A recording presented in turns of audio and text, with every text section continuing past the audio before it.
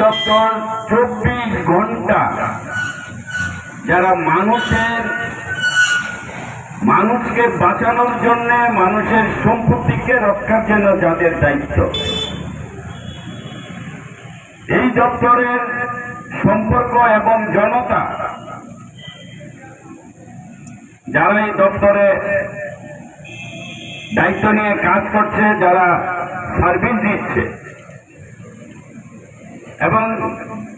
যাদের জন্য আজকে এই নতুন ভবন আমরা উদ্বোধন করেছি,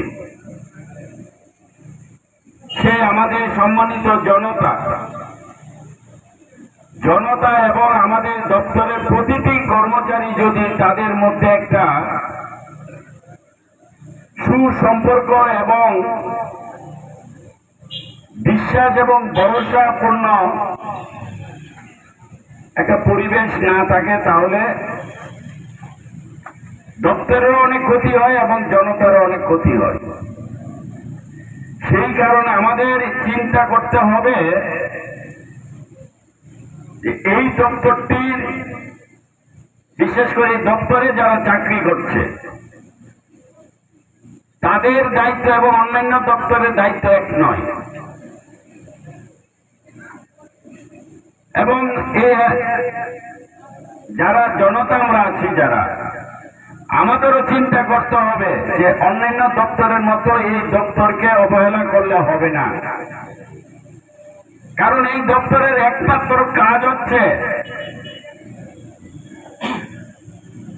মানুষের জীবনকে কিভাবে সুরক্ষিত রাখা যায়। অর্থাৎ একটা মানুষ যদি কোনো কারণে 5 মিনিটের ব্যবধান হয়, একটা মানুষ সে বেঁচে থাকতে পারে অথবা সে মৃত হতে পারে, বা একটা ব্যক্তির সম্পত্তি 10 মিনিটের মধ্যে বা তার থেকে আরো কম তার জীবনের সমস্ত সাধনা সবকিছু শেষ হয়ে যায়। আমি কথাটা বলেছি এই কারণে, বিশেষ করে আমার দপ্তরেরই যারা